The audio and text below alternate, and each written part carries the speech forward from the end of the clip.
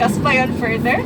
Pero ang punto ay, ito, Intramuros mismo, ang pinaka naging sentro, hindi lamang ng Maynila, which was, it is the city of Manila before, but also, it was the center, kumbaga, ng buong archipelago. Lahat ng kailangan mo, nandito na, ito, yung nakikita natin ngayon, Plaza Roma, dito po yung pinaka-sentro, katulad ng ibang mga poblasyon or old towns in the Philippines, na laging ang sentro ay plaza, nakapaligid ang simbahan at ang mga government institutions. Yung nasa harapan natin ang Manila Cathedral, ang Mother Church ng Philippines, kung saan dito nagmimisa ang Arsobispo.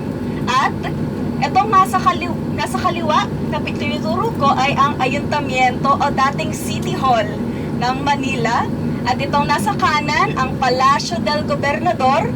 Bale, siya ang tirahan ng, kumbaga ngayon, Malacanang palace levels ang status niya before. Kasi ang Governor General ang representative ng King of Spain noong panahon na yun. Kaya talagang sobrang big time, kumbaga, ang pagtapak dito pa lamang sa Plaza Roma.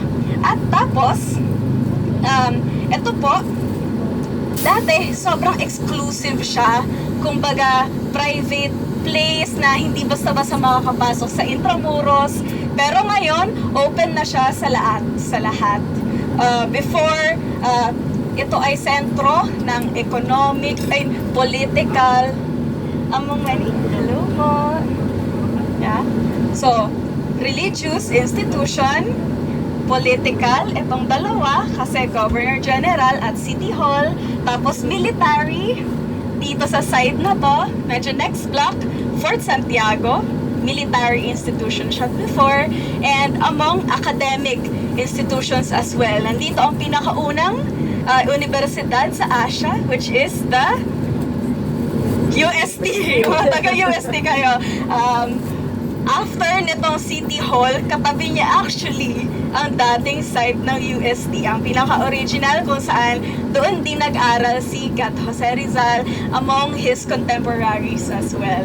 Yan, magkakatabi talaga. Na halos pagka maglakad ka lang after ng isang religious institution block, may next block naman, like may Jesuit, may Augustinian, etc. etc. So, napaka-rich talaga ng ating Intramuros noong unang panahon. At meron din tayong 7 churches before. Imagine na sabay-sabay silang may Santo Domingo din po tayo dito sa malapit sa Ilog, Pasig. Noong before, hanggang sa nasira po siya nung gera, at ngayon, nasa Quezon Avenue na siya. Yun lamang po, okay, yeah, please. Okay, Wayne, are you ready? Okay, are you ready? Or would you like to set up? O ready na kayong tumayo? Ready? Yes, ready na.